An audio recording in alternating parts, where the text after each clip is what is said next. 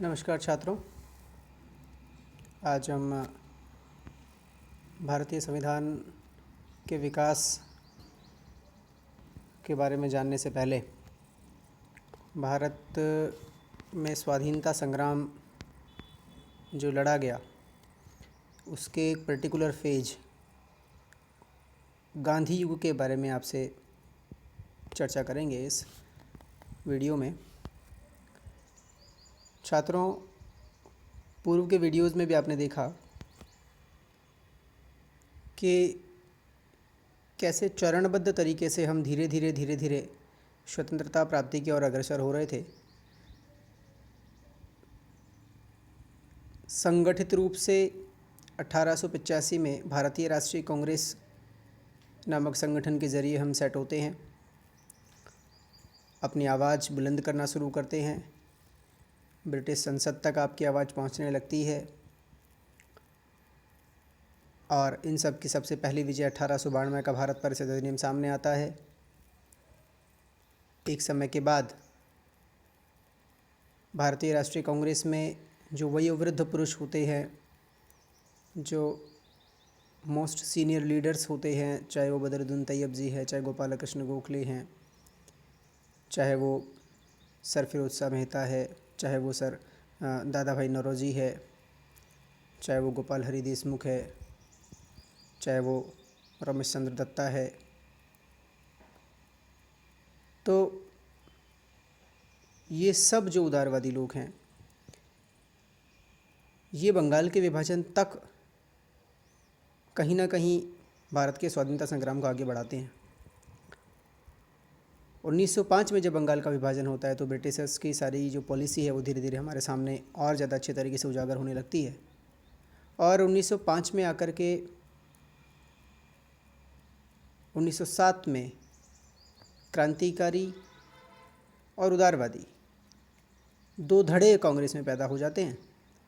और क्रांतिकारी धड़ा 1907 में सूरत अधिवेशन में विच्छेद के बाद भारतीय स्वाधीनता संग्राम में प्रमुखतः अपनी जो भूमिका है वो स्पष्ट करने लगता है, भूमिका बढ़ाने लगता है और पूरे देश में कहीं ना कहीं क्रांतिकारी गतिविधियां होना प्रारंभ हो जाती हैं। ये चल रहा होता है और एक समय के बाद 1915 में 9 अगस्त 1915 थिंक प्रवासी भारतीय दिवस हम 10 जनवरी को मनवाते हैं। जब भी, खैर वो दिन आपको हमेशा ध्यान रखना चाहिए जिस दिन गांधी यहाँ आए थे, क्योंकि आज भी भारत सरकार उस दिन को प्रवासी भारतीय दिवस के तौर पर मनाती है और ये सवालात आपसे कई बार परीक्षाओं में पूछे भी जाते हैं। तो आपको ये ध्यान रखना चाहिए कि गांधी कब साउथ अफ्रीका से भारत आते हैं। तो 1915 में जब गांधी भारत आते हैं उसके बाद से लेकर विशेषतः हम कह दें कि 1920 के आसपास पूरी तरह से जो है गांधी केंद्रित स्वाधीनता संग्राम भारत में लड़ा जाने लगता है। गांधी के विचारों से ओतप्रोत, गांधी के विचार और उनके साधनों से, उनके तरीक़ों से ओतप्रोत एक स्वाधीनता संग्राम का नया प्रारूप आपके सामने आता है और पूरा देश गांधी के कहे अनुसार आंदोलन करना शुरू कर देता है। गांधी के बताए रास्ते पर सारा देश चल निकलता है और अंततः हम आज़ाद होते हैं। इसी प्रक्रिया में कहीं ना कहीं संविधान निर्माण के भी बहुत सारे बीज बिखरते हैं, चाहे वो 1919 के भारत शासन अधिनियम की रूपरेखा बनना हो, चाहे 1935 का भारत शासन अधिनियम जो सांप्रदायिक पंचायत के बाद में बना हो उसे लिया जाए, चाहे 1947 का जब लॉर्ड माउंटबेटन आपके यहाँ हुआ करते थे तब का भारत शासन अधिनियम बना हुआ हो, cabinet mission plan, Wavell plan, तो इतनी सारी जितने भी ये योजनाएं बन कर के आती हैं वो कहीं ना कहीं गांधी के उस एरा में आती हैं, गांधी के उस युग में आती हैं। तो छात्रों, एक बात आपको ध्यान रखनी चाहिए कि गांधी वो महापुरुष हैं जिन्हें राष्ट्रपिता की उपाधि मिली है, जिनके ऊपर आज भी संसार भर में सबसे ज़्यादा शोध होते हैं, जिन्होंने राम राज्य की कल्पना की है और जिन्होंने भारत को सबसे कम रक्तपात के साथ आज़ादी दिलाई है।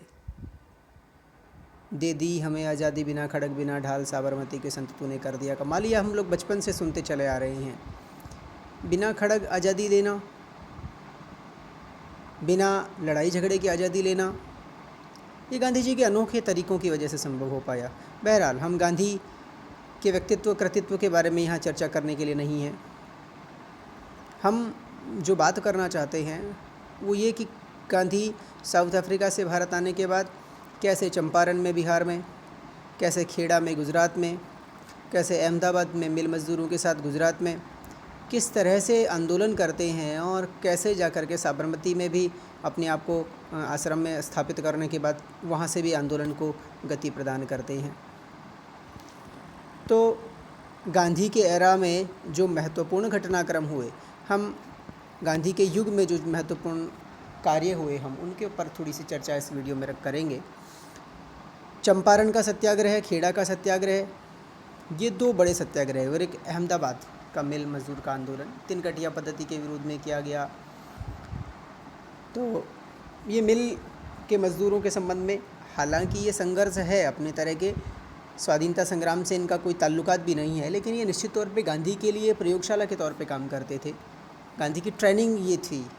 इन आंदोलन से गांधी कहीं ना कहीं ट्रेन होते हैं, भारतीय जनमानस को समझना चाहते हैं, भारतीय जनमानस में पहुंचना चाहते हैं, जनमानस के साथ में अटैच हो जाना चाहते हैं और पूरे भारत में एक अपनी दृढ़ छवि बनाने में सफल हो जाते हैं। और वो जो दृढ़ छवि है वो परिलक्षित होती है अमृतसर में जो जलियांवाला बाग हत्याकांड होता है उसके बाद, जब असहयोग आंदोलन गांधी शुरू करते हैं 1919-1920 में। पूरे देश भर में व्यापक आंदोलन अंग्रेजों के खिलाफ होने लगता है।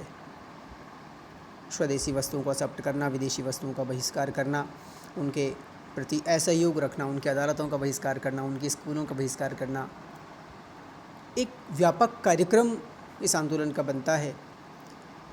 और अंग्रेज ये सोचने के लिए मजबूर हो जाते हैं कि आखिर कौन है जो हमें इस तरह से नॉन कोऑपरेट करते हुए भी हमें मजबूर कर रहा है अपनी शर्तें मानने के लिए।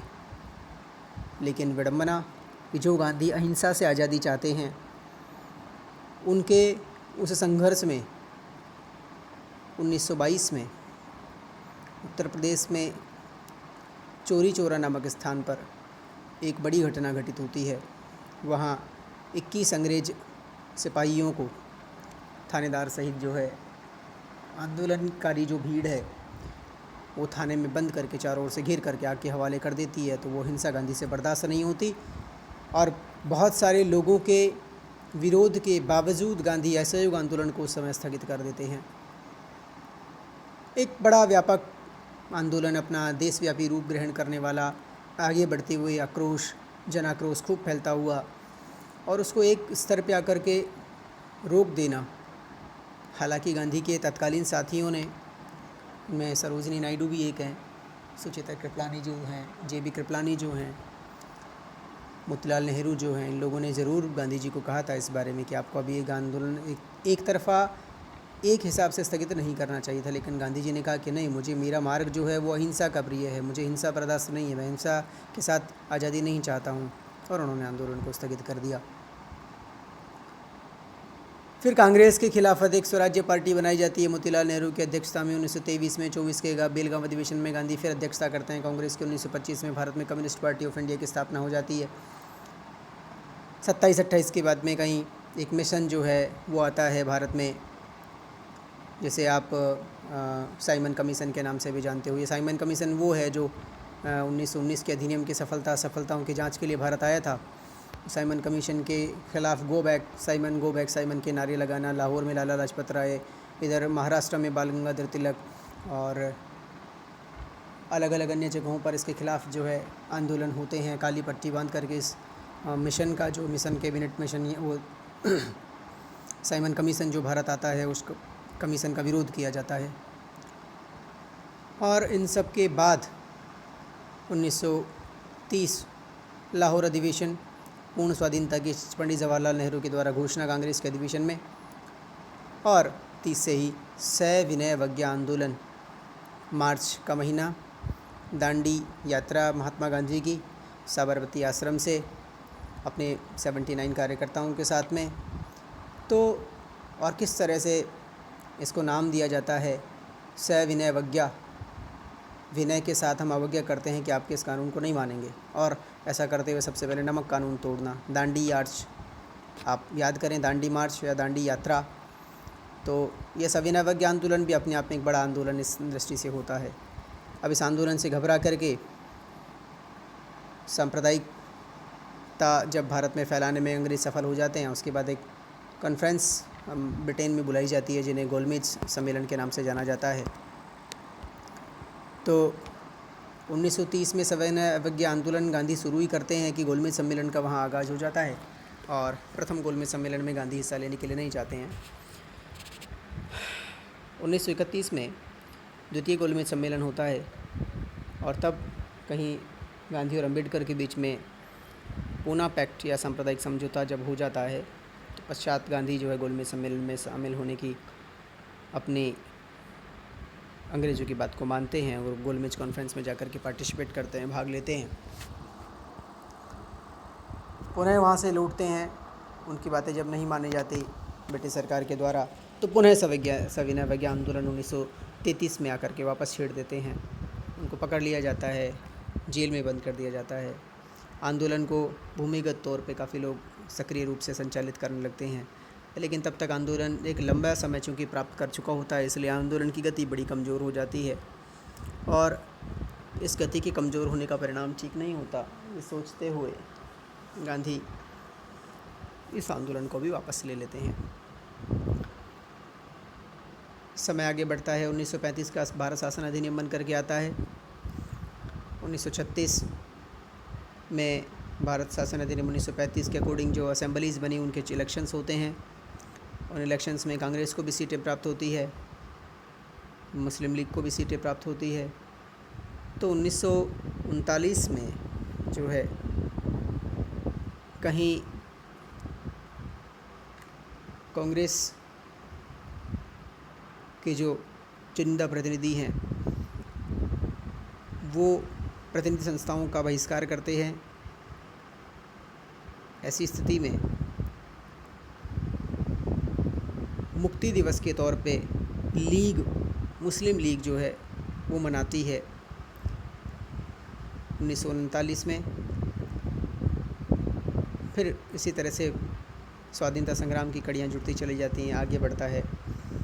अगस्त प्रस्ताव आते हैं 1940, फिर 1942 तक आते आते महात्मा गांधी पुनः अपने आप को समेटते हैं, शक्ति को सहेजते हैं, तैयार होते हैं और मुंबई के ग्वालियर टैंक मैदान से आह्वान कर देते हैं भारत छोड़ो आंदोलन का। भारत छोड़ो आंदोलन, क्विट इंडिया मूवमेंट 1942 याद रखने की चीज़ है। और इसी समय महात्मा गांधी नारा देते हैं, करो या मरो। विद्यार्थियों ध्यान दीजिए, डू एंड डाई। तो डू एंड डाई नारा किस आंदोलन का है? भारत छोड़ो आंदोलन। कब हुआ? 1942।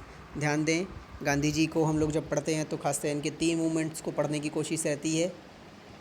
कौन सा? पहला असहयोग आंदोलन 1920, दूसरा सविनय अवज्ञा आंदोलन 1930 और तीसरा भारत छोड़ो आंदोलन 1942। जी 1942। इस तरह गांधी धीरे धीरे भारतीय स्वाधीनता संग्राम को आगे बढ़ाते हैं। अब चूँकि 1940-39 के आसपास एक वैश्विक बड़ा घटनाक्रम होता है, द्वितीय विश्व युद्ध प्रारंभ हो जाता है, और इस द्वितीय विश्व युद्ध के समय मित्र राष्ट्रों, धुरी राष्ट्रों में से मित्र राष्ट्रों को भी बहुत ज़्यादा हानि होने लगती है और ब्रिटेन चारों ओर से घिर जाता है धुरी राष्ट्रों से। ऐसी स्थिति में भारत में कई क्रांतिकारी वीर ऐसे होते हैं जो अंग्रेज़ों के खिलाफ़ दूसरा मोर्चा शुरू कर देना चाहते हैं, जिनमें सबसे प्रमुख हैं सुभाष चंद्र बोस, जो सिंगापुर में जाकर के अपनी सेना भी बना लेते हैं, आज़ाद हिंद फ़ौज बना लेते हैं और आज़ाद हिंद फ़ौज को जापान के रास्ते से भारत में ला करके अंग्रेज़ों के ख़िलाफ़ जो है आंदोलन और युद्ध छेड़ देना चाहते हैं, डायरेक्ट युद्ध छेड़ना चाहते हैं। लेकिन गांधी को ये मंजूर नहीं है और वो उन्हें प्रश्रय नहीं देते हैं, सुभाष चंद्र बोस को। अन्यथा क्रांतिकारी जो हैं उनका एक ये भी विचार होता है कि किस तरह से जो है आज़ादी प्राप्त की जाए। जब अंग्रेज़ द्वितीय विश्व युद्ध में इन्वॉल्व हैं, चारों ओर से घिरे हुए हैं, भारत को ठीक तरीके से संभाल नहीं पा रहे हैं, ऐसी स्थिति में भारत में भी यदि आंदोलन की आग भड़कती है तो निश्चित तौर पे आज़ादी प्राप्ति बहुत सरल हो जाता। लेकिन तभी अंग्रेज़ों की ओर से आश्वासन आता है कि भारत को जल्दी ही आज़ाद कर दिया जाएगा, 1947 तक आज़ाद कर दिया जाएगा भारत को।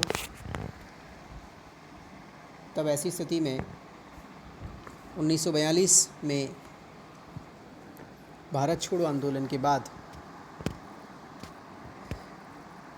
एक और योजना वेवेल प्रस्ताव आते हैं और ये लगभग तय होने लग जाता है कि भारत को जल्दी अंग्रेज़ आज़ाद करके चले जाएंगे। अंग्रेज़ ना चाहते आज़ाद करना शायद, लेकिन कहीं ना कहीं एक दबाव की स्थिति अंग्रेज़ों पर बनी। वास्तविक परिदृश्य की भी डिमांड ये रही, द्वितीय विश्व युद्ध के बाद की स्थितियाँ भी कुछ इस तरह से रही और गांधी का कंट्रीब्यूशन, गांधी का बहुत सफलतापूर्वक बहुत अच्छी रणनीति के साथ में आंदोलन करना, ये दोनों ही चीज़ें कहीं ना कहीं अंग्रेज़ों को भारत को आज़ाद करने के लिए मजबूर करती है।